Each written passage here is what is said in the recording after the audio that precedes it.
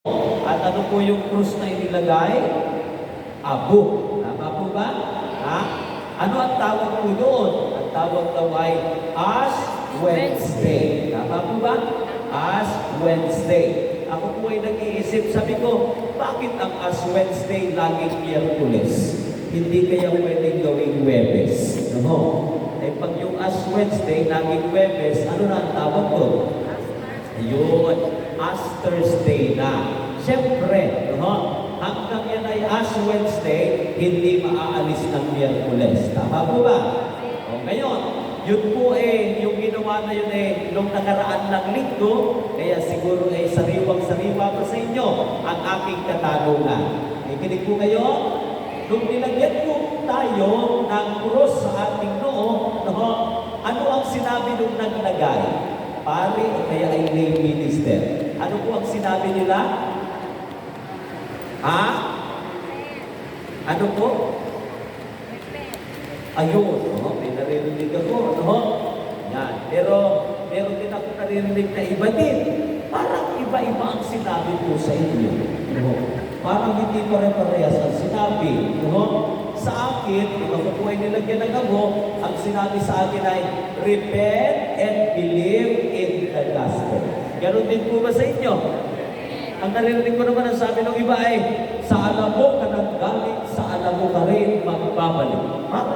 Medyo magkakaiba tayo. No? At siguro yung iba ay nagsasabi pang dahil sa alam mo nanggaling, sa alam mo magbabalik, siguro ang linya ng iba ay, ano ang linya? Mamamatay ka rin. Tama ba? Ay sa alam mo ka nanggaling, sa alam mo ka rin, magbabalik. Di po ba? Pag pinaigdi, mamamatay ka rin. Ngayon, pag yun ang sinabi na mamamatay ka rin, dilag pa ang mata nung nagsasabi, ano? Mamamatay ka rin. Magpapalagay pa kayo ng abo? Medyo alanganin na siguro. Ano? Yan. Subalit, alam niyo po, may mensahe po yun para po sa ating lahat. Are you still listening? Ganito ang mensahe niya. Ang paumpisang iyan. Are you still listening po? Habang naghihirap si Kristo, ang nais naman niya, maging maayos naman tayo. Habang tayo umaagapay sa kanyang paghihirap. Kaya kung ano ang paalala, kailangan ayusin ang buhay. Nakikinig po kayo? O ngayon, doon tayo ginilusan ng abo. Pag hindi ka naman nag-ayos, ewan ko na lang. Ano ang sinasabi? Mamamatay ka rin. Ang sabi sa katabi mo, kapatid, matutunas din tayo. At dahil tayo mo mamamatay rin, mawawala din. Ano ang dapat natin gawin? Ayusin ang ating mga sarili. Amen po ba? Kaya ano ang pinaka-latest na sinasabi? Repent and believe in the gospel. Pagsisi sa mga kasalanan, no? Linisin ang sarili sa harapan ng ating Diyos upang tayo ay maging marapat sa mga hirap at pasakit ng Panginoong Jesucristo. Dahil po diyan, meron akong pagninilay. Ito sa aking pagninilay. Ito po, kaya ngayong panahon ng Kwaresma, ito yung aking pinaka-sentro ng aking pagninilay. Sa panahon ng Kwaresma or Lenten season ng sa ating Panginoon, may dalawang dapat gawin sa ating pagtingin ang mga Kristiyano. Ang una, dapat ang mga Kristiyano ay nagbabawas. Pakiulit nga? Baka iba naman yung isipin ninyong pagbabawas. Ano mo? Mamaya sasabihin ko kung ano ang pagbabawas na yan. Yan ang una. Ang pangalawa ay nagdadagdag. Pakiulit? Yun. Sa gabing ito, habang ako'y nagsasalita, ay naway, kahit yung dalawa na yun, inyong matandaan, okay na sa pag-uwi. Sang-ayon kay Brother Ernie, pagpinilay, ano ang meron sa Kwaresma? Una, nagbabawas. Pangalawa, nagdadagdag. Ano ang dapat bawasan ngayong panahon ng Kwaresma? Ang dapat bawasan ay kasalanan. Nakikinig pa po kayo. Ang sabi ng isang sister sa akin, Brother Ernie, ay nagdadagdag ng kabanalan. Are you still listening po? Ha? Habang nagbabawas ng kasalanan, dapat tayo'y nagdadagdag ng kabanalan. Tumaway ang lahat ng gustong magdagdag ng kabanalan. Ayun. Okay. Kayong Kwaresma yan, ha? Dapat nagbabawas ng kasalanan at nagdadagdag ng kabanalan. Kaya nung isang linggo po, merong paumpisa na ating pong Sunday Gospel. Ano yung ating pinagnilayan ng isang linggo? Tungkol saan? Yun. Sabi ni Sister Ray, tukso. Diyos ko, meron pagka-introduction ng gagawin. Mukhang awitin pa yan. Tukso. Makinig po kayo, ha? Kunting paliwanag. Ang tukso po ay masama. Nakikinig po kayo? Walang tukso na ano tawag dito? Na mabuti. Walang tuksong mabuti. Ang tukso ay masama, subalit may tuksong maganda. Nakikinig po kayo? Ulitin ko po, ha? Ang tukso in itself ay masama. Walang kabutihang dulot yun. Pero may tuksong maganda. Bakit? Sapagkat hindi natin papatulan ang tukso kung pangit. Tama po ba? Ay, naku, ang dami ko mga kalalakihan narito kasama. Nakikinig po kayo, mga kalalakihan kong kasama. Kahit mga tatay na. Kayo po ba, pag may dumating na tuksong babae, na alam mo naman na isang buwan ang hindi naliligo, kabantot-bantot na, kadungis-dungis na, kayo po ba? Ay, Diyos ko naman, pag pinatulan mo yung ako, ay malakas ang iyong tama. Ay, ano ang tawag nyo na tukso? Di siyempre, pagkaganda-ganda. Tama po ba? Para ano? Akitin tayo. Tama ba? Pero, may tuksong maganda, pero hindi mabuti. Pero ang tukso ay masama. Kaya ang katumbas ng tukso ay kasalanan. Nakikinig po kayo. Kapag ang isang tao ay napakay ng tukso, siya ay nagkakasala. Kapag ang isang tao ay napakay ng tukso, siya ay nagiging masama. Kaya ang pagdadagdag at ang pagbabawas ay nagbabaligtad na. Nakikinig po kayo? Kapag ang isang tao ay natangay ng tukso, ano na ang binabawasan? Binabawasan ang kabanalan, dinadagdagan ang kasalanan. Nakikinig po kayo? Kapag ang tao ay natukso, nagbabawas siya ng kabanalan, nagdadagdag ang kasalanan. Baligtad na. Ngayong gabi ito, ano kaya ang ating babawasan at ano kaya ang ating dadagdagan? Handa na po kayong makinig sa ating pagdilay. Yan.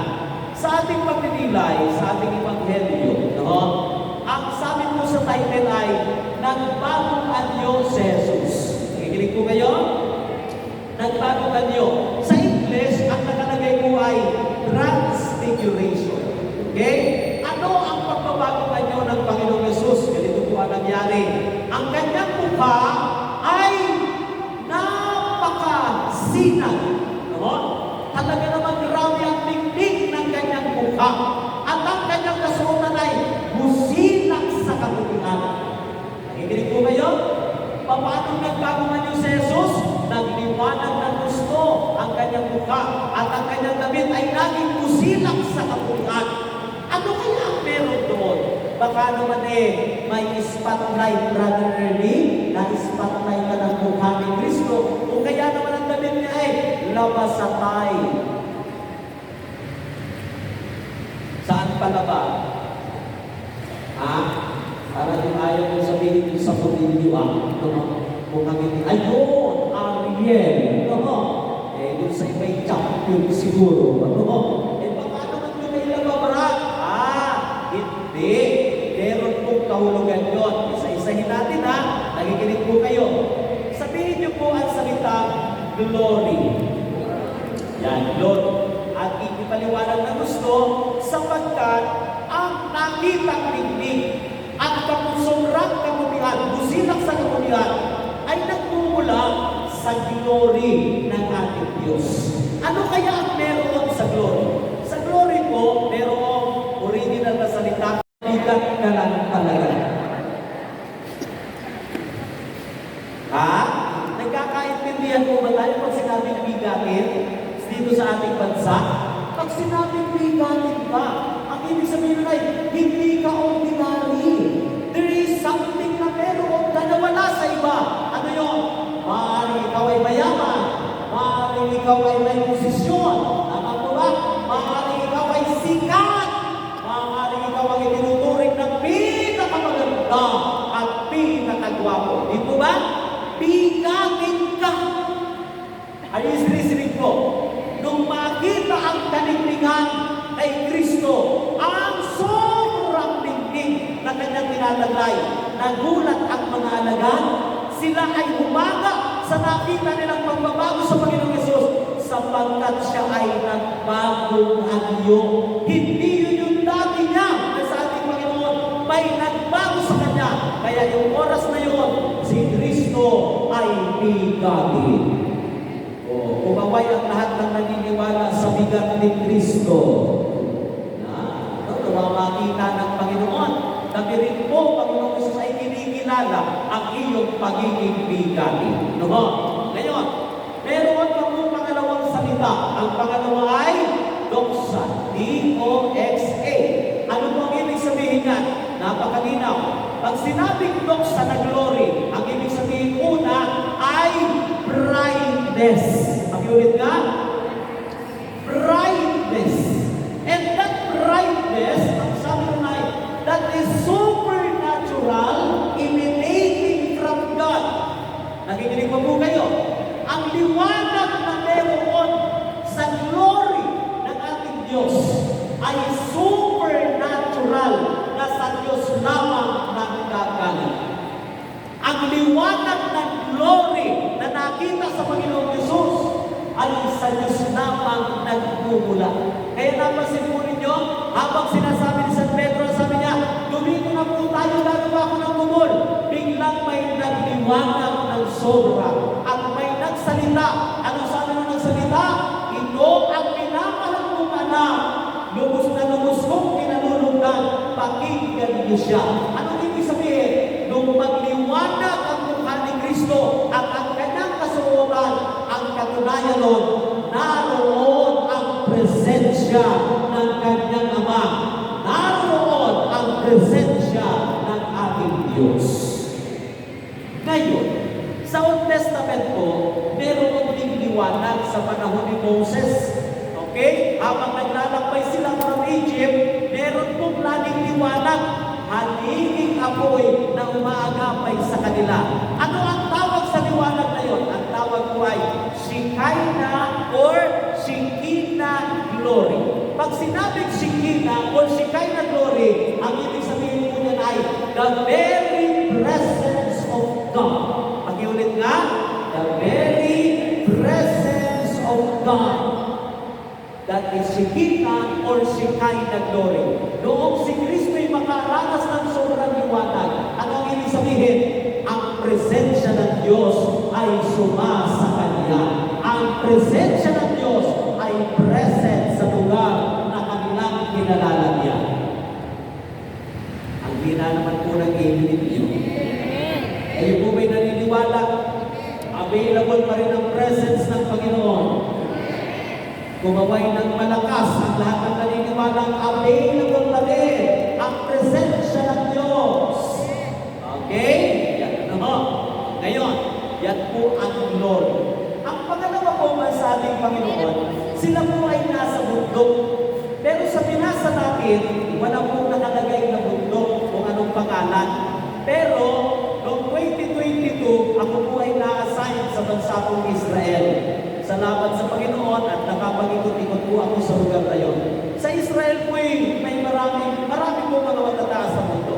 Isa po riyan ang Mount Hermon. Subalit ang Mount of Transfiguration, ang tawag po sa mundo ay Mount Tabor. May nakarating na po ba sa Israel dito? Wala pa. Nawa, kapunta po kayo. No? Yan. Tabor. At gaano kataas? Yung ating kong tinignan, research ko ay nasa 1,885 feet sea level. 1,885 feet sea level. Medyo mataas-taas lang po sa akin ng konti dahil ako po ay 6-footer. Sabi ng isang kapatid di ka. Medyo joke po yun. Okay, Mount Tabor. Nung kami po ay pumunta doon, sa ating Panginoon, sumakay po kami sa SUV. Sapagkat bago ka makarating doon sa pinakatuktok. Sa tuktok ng Mount Tabor ay nilagyan po ng malaking simbahan. Palagay ko po ay may ganito kalaki na simbahan o medyo mas malaki pa. At yung paligid niya, meron din puro mga itinayo na bahay-bahay. At makikita nyo ang liit ng mga nandoon sa ibaba. Ito. Okay ha? Nagiginig pa po kayo. Malapit na po ako matapos, ginig po kayo ng mainam. Para may paunin tayong babawasan at dadagdagan. Ha? Okay. Ang tawag po sa English ng pagbabagong anyo, ulit po ay transfiguration. Sa Grego po, yung salitang transfiguration ay equivalent sa salita po metamorpho. Pakiulit nga po. Metamorpho. Pakiulit nga po. Metamorpho. Parang may iba ko narinig. Parang may nagsabing metamorpho. Pagagalitan tayo ni Father. Hindi po bukuha. Morpho. Pakiulit. Metamorpho. Yun. Okay. Pag sinabi po metamorpho, nahahati sa dalawang salita. Ang una po ay meta at ang pangalawa ay morpho. Pag sinabi po meta, ang ibig sabihin ay to change. Pag sinabi morpho ay to form. Kaya pag sinabi po transfiguration, na sa Grego ay metamorpho, ang ibig sabihin po niya ay to change in another form. Nakikinig po kayo? To change in another form. Matagal na rin po ako dito sa, nung ako'y wala pa sa Amorsolo, ako ay dito rin nag-mission sa Cavite. At alam niyo po yung salamat sa Diyos, nakakadalawang dekada na ako dito sa Cavite. At mula pa nung pagdating ko, ako po ay nakapapasya na dito sa inyo. Doon po, marami pa po ang wala pang 20% discount. Pero napansin ko ngayon, mukhang marami na po ang may 20% na discount. Amen po ba na? No. At least umaamin. Marami na po nagkakaedad sa inyo. Ay, Diyos ko po, parang ayaw nyo yata yung may edad. Ayaw ko kasi sabihin matanda. Kasi bawal daw sa iba yun. May allergy sila doon. Pag sinabing matanda. Yan. Siguro po, sa edad ninyo, hindi na kayo nanonood ng cartoons. Tama po ba? Sapagkat meron po mga palabas na cartoons na una-una na pag nagtatransform sila, sumisigaw po sila ng metamorpho. Pag sumigaw sila, magta-transform sila. Are you listening po? Subalit, ang metamorpho ni Kristo ay hindi katulad lang sa cartoons. Si Kristo po, are you listening? Nung magbago ang kanyang anyo, hindi po nawala ang kanyang original na hitsura. Nakikinig po kayo? Nung magbago ang anyo si Kristo, hindi nawala ang original na kanyang hitsura. Si Kristo pa rin yun, kaya siya ay nakilala ng kanyang mga alagad na si Kristo may nagbago lang sa kanya. Hindi po nung siya ay mag-transfigure, hindi po tao naging hayop. Nakikinig po kayo? Hindi po tao naging poste. Ay hindi ka naman. Ang transformation ni Kristo, nasa kanya pa rin ang kanyang sarili. Maliwanag po ba? Ngayon, nasa ating Panginoon, nakikinig po kayo. Ano ang magandang tingnan sa transfiguration ng Panginoon? Ito po ha, ang magandang tingnan po ay yung tinatawag natin the glory of His person. Pakiulit nga po, the glory of His person. Sa Tagalog, ang bigat ng kanyang pagiging isang tao. Napansin niyo po sa ating binasa sa verse 9, anong sabi ni Kristo sa kanyang mga alagad? Sabi ni Kristo, lahat ng inyong nakita ng mga pangitain ay sa atin lang. Huwag niyong ipagsasasabi kanino man. Di po ba? Kristo, parang hindi na nilalagay yung ating binasa. Nandun sa verse 9 ng ating binasa, bakit po ipinagbawal ni Kristo? Sapagat alam niyo po si Kristo, hindi niya po ipinagmayabang, hindi niya ipinagmalaki, na sinabi niya, oh, ako ay Diyos! Ako ay Diyos! Hindi po. Kahit po siya ay nakabayumay sa cross, hindi sinabi ni Kristo doon na, oh, pabukahin ng lupa at lamunin ang mga tao ito. Wala akong ganoon. Pakikinig po kayo. Bakit? Ang gusto ni Kristo ipakita sa lahat ng mga tao sa lugar ng Israel, siya ay nabubuhay na katulad ng isang tao. Di po ba? Siya ay nabubuhay tulad ng pagiging isang tao. Ngayon, nakikinig po kayo? Kung kayo po ay may pagbabalaki sa inyo pong kapwa, ano po kaya iyon? Dito ako sa mga nanay ng pagiging sumagot. Kung kayo ay may pagbabalaki sa inyong kapwa, ano po kaya inyong may pagbabalaki? Parang tumahimik po kayo sa tanong na hindi ko lang sa kabila. Ano kaya talagang may pagbabalaki sa ating pong kapwa? Ano yun? Ako, nahihiya kayo sa mga. Hindi yung bahay ko, Brad. Ay, second floor, patatlong floor. Na yun, Brad, pinapagawa ko pa. Alam nyo, kung meron tayong may pagmamalaki sa ating kapwa, walang iba ang pagiging tao natin. Nagigilig po kayo? Ha? Ano ang may pagmamalaki natin sa ating kapwa? Ang pagiging tao. Alam na bang ang ipagmalaki mo yung pagiging hayop? Tao na po ba ang mga kausap ko? Kumaway nga po ang mga tao ba? Ayun, diba? Diba? Ang may pagmamalaki natin ay ang ating pagiging isang tao. Bakit po ba sa ating Panginoon? Makinig po kayo. Si Kristo po, sa kanyang sarili, meron po siyang dalawa. Ano yon? Ang kanyang divinity at ang kanyang humanity. Yung divinity at humanity ni Kristo, hindi po 50-50 ha? Yung tandaan natin, mga taga El Shaddai, mga anak ni El Shaddai, itinuturo ito sa ating katisismo. Si Kristo ay hindi 50% na Diyos, hindi 50% na tao.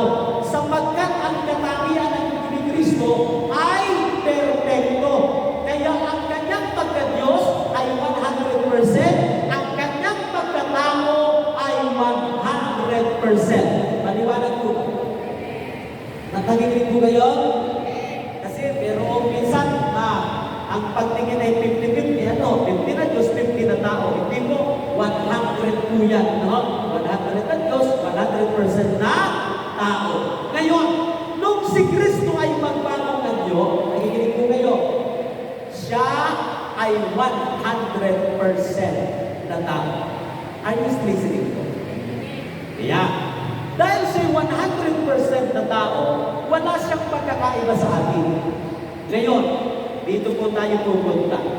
Alam niyo ba sa ating Panginoon, yung transfiguration po, pag ginawang past tense, nagiging transfigured. Siyempre, yun po pag ginawang past tense, no? At yung metamor po, pag naging past tense na, ay nagiging metamorphosis. Nagiginig po kayo.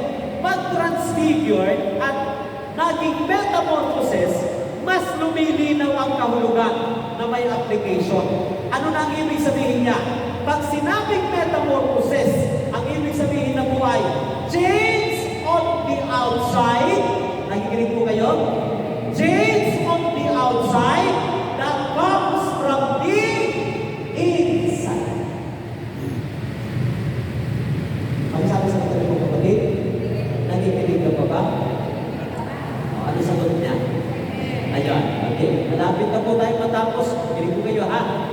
Pag sinabing metamorphosis ay change on the outside that comes from the inside. Si Kristo, nung magbago siyang anyo, hindi dahil, nakikinig po kayo, sa ang presensya ng Diyos ay nandun sa damit niya. Hindi dahil ang presensya ng Diyos ay nasa mukha niya. Nasaan ang presensya ng Diyos sa pagbabagong anyo ni Kristo? Wala doon sa panlabas, kundi ang presensya ng Diyos ay nananahan sa kanyang kalooban. Nakikinig pa po kayo. Sa pagbabagong anyo ni Kristo, saan nagmula? Bakit siya ay nagbagong anyo? Hindi doon sa labas.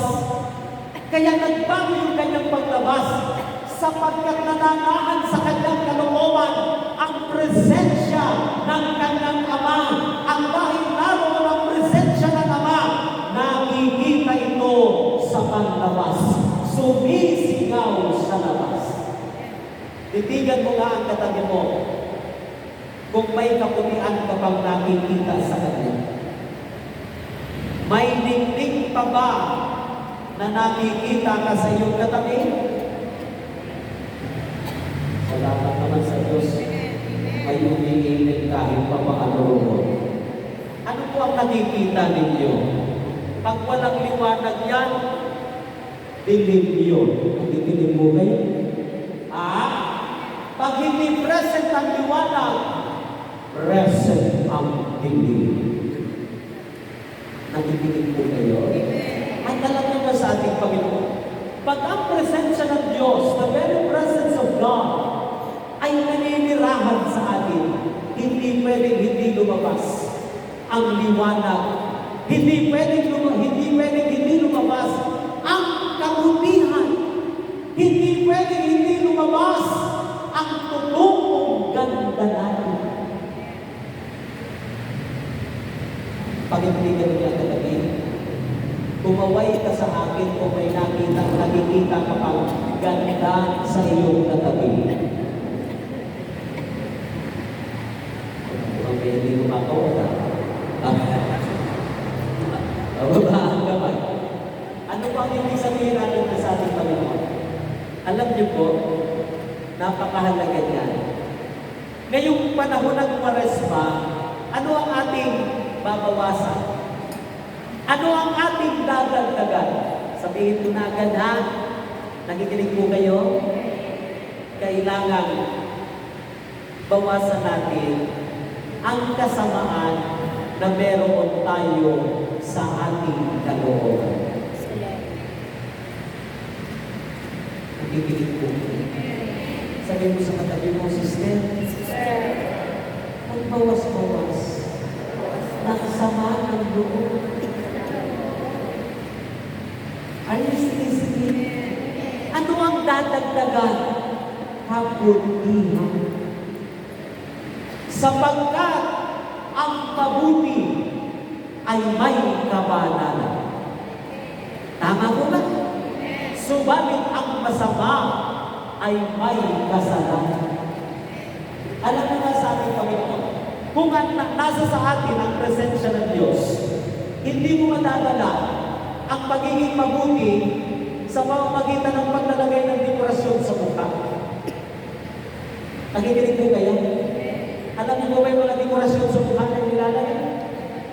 Ha? Ay, kung ano po kayo nilalagay sa mukha. Doon ako po ay nasa Quezon Province pa, tagal-tagal na po panahon yun. Kami po ay nakatira sa bukid. At noong mga panahon na yun, ang mga kabayan ay mahilig na rin maglagay ng mga pampaganda sa mukha. At alam niyo po ba kung ano ang nauso ng matagal ng panahon na yun? Ching-chang-so. Ching-chang-so. Sa gitna ng kabukiran, may isang babae naglalakad na may dalang basket, pit-pit ang ching-chang-so. Dumako sa bahay ng aking kapitbahay at tinindahan. Ito naman kapitbahay ng may kahiligan sa pampalagay sa mukha. At alam niyo ang kanya ginawa sa ating Panginoon? Siya ay bumili at alam niyo po ba?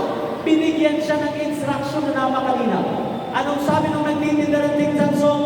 Ikaw ay bumili nito at ang pag-apply nito ay sa umaga at gabi. Nakikinig po kayo? Bago ka pumunta sa bukid na ikaw ay magtanim ng palay, magtanim ng mga okra at talong, i-apply mo muna ang iyong tingsansong. At pag-uwi mo naman galing bukid, maghilamos ka at muli mong i-apply ang tingsansong. Abay sa loob po ng isang buwan ay talagang sinunod. Naku, napaka-effective. Yun nga lamang katanghalian tapat, tirik ang araw, lumangan sa may bahay namin. Kami po ay nagulantang. Nakikinig po kayo? Sa sobrang epektibo ang paglalagay ng tingsansong, nung dumaan sa amin, sabi ko doon sa kasama ko, nako, bakit ba tayo nagtinula pa ng manok? May ulam pa lang gumagala sa harapan ng bahay namin. Bakit po nagtignan namin ang mukha, mukhang nagbunisang bagong luto na nagmamantiga pa. Parang ang sarap nito rin, mga kapatid ko, mukhang sariwang-sariwang. Nakikinig po kayo? Kahit anong gawing pampaganda sa ating panlabas, kung marumi ang loob, lalabas pa rin ang masama riyan. Nakikinig po kayo? Kahit ang labi mo ay lagyan mo ng mga 7 lipstick. Ha? 7 lipstick. Parang rainbow ang kulay ng labi mo. Kung ikaw naman ay palamura, wala pa rin ganda. Masama pa rin ang lumalabas. Nakikinig po kayo? Kahit ikaw ay sumali sa sagada, sapagkat gusto mong pagtugayan ka ng maraming tao, maraming umaga sa iyong ganda, at para kang patong may kaming-kam na ganda, habang suot ang trahe ni Boda, kung ikaw naman ay hindi nagbabayad ng utang mo, may kasamaan pa rin diyan. Nakikinig po kayo? Kahit na ang damit mo'y plantahin mo, na talaga naman sobrang talas ng mga kantuhan, na parang masusunod